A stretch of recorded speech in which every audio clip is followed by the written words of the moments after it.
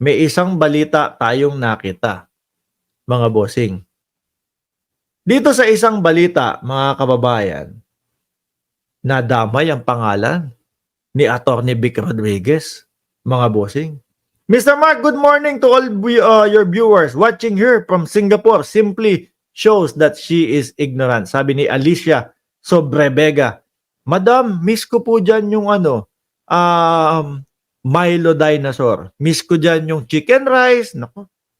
Tapos sa umaga, yung kaya toast. With egg na medyo hilaw. Di ba? Sabay magkakape ka. Yan ang mga namimiss ko na kainin sa Singapore. Eto nga po, mga kababayan. Pakinggan nyo. Eto, di ko alam kung totoo tong balita na ito, pero naugnay yung pangalan ni Vic Rodriguez dito eh. No? Ako, hindi na ako halos magkukomento dito dahil sila na yung magkukwento dito. T. Maslog. Ano dyan? Anong balita to? Kahapon, inaresto ng NBI si Marian T. Maslog alias Ayan, Marian Kimaslog daw po. Ano yung nakasulat sa ilalim, mga bossing? Ayan. Ano yan? Hindi ko mabasa dahil nga may nakasulat dito. Jessica Cese Francisco. Dahil ito sa falsification of public document at anti-alias law. Noong nakaraang taon, lumapit si Maslog na nagpapakilala bilang si Francisco sa NBI para imbestigahan ang umano'y fraudulent executive appointment for sale na ginagawa umano ni dating Executive Secretary Vic Rodriguez. Oops! Naaalala niyo po yon, mga kababayan? No? Naaalala niyo po yon, mga kababayan?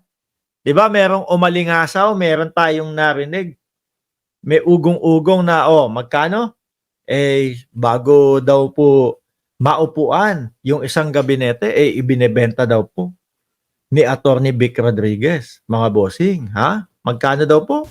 Gayunman, hindi na-verify ng NBI ang mga impormasyong sinasabi ni Maslog.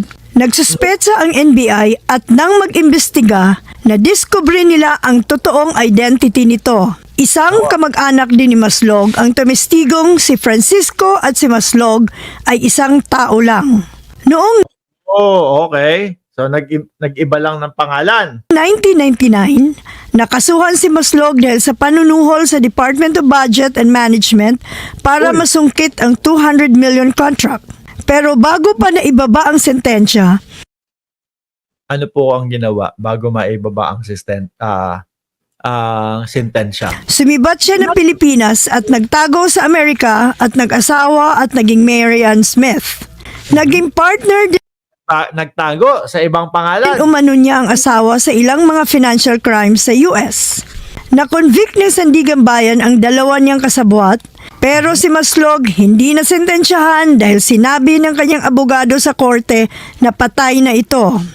Double jeopardy yata yun Kung di ako mali.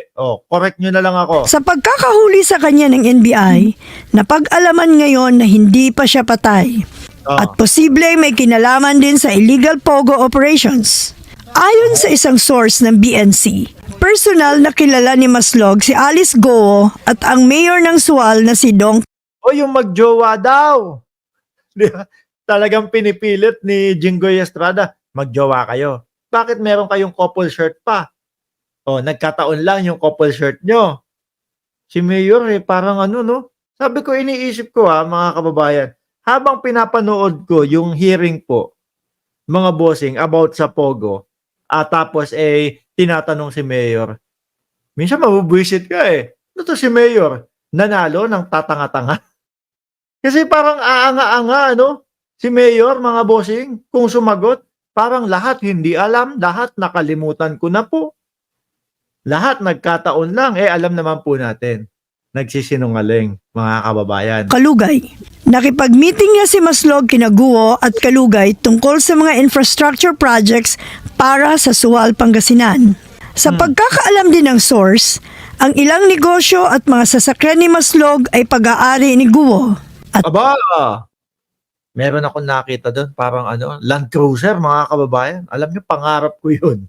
Kung sa Pilipinas lang ako nakatira, mga bossing, siguro wala tayong pambiling Land Cruiser. Dagdag pa ng source, tumulong si Maslog sa pagtakas ni Guo sa Pilipinas. Aha. Si Maslog umano ang tulay ni Guo para makontak ang mga kailangang kausaping tao. Para sa agenda, Nancy Carvajal, BNC. Oh, agenda pala. Para sa agenda, Nancy Carvajal, BNC, mga kababayan. Ano kaya? Totoo kaya itong mga ito?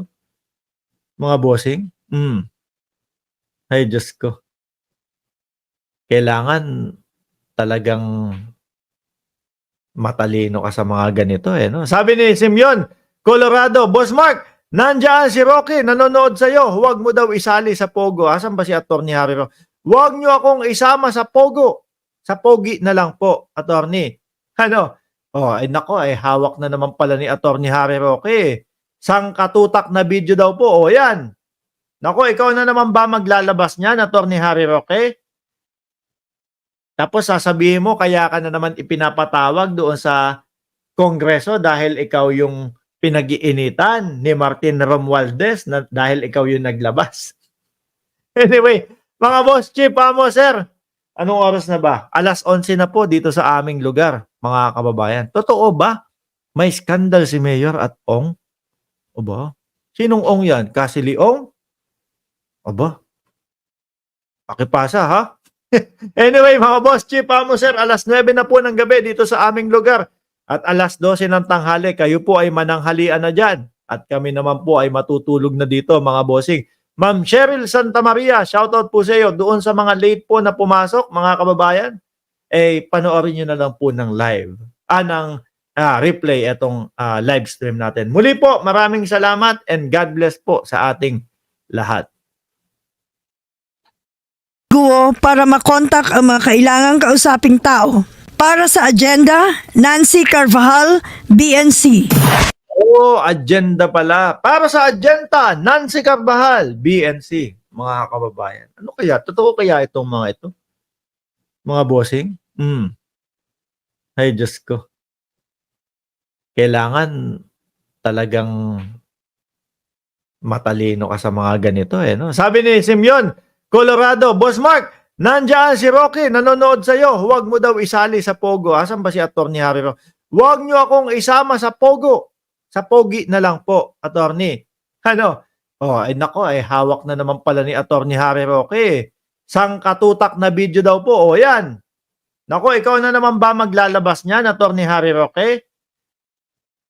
Tapos sasabihin mo, kaya ka na naman ipinapatawag doon sa Kongreso dahil ikaw yung pinag-iinitan ni Martin Romualdez na dahil ikaw yung naglabas. Anyway, mga boss, chief, amo, sir, anong oras na ba? 11:11 na po dito sa aming lugar, mga kababayan.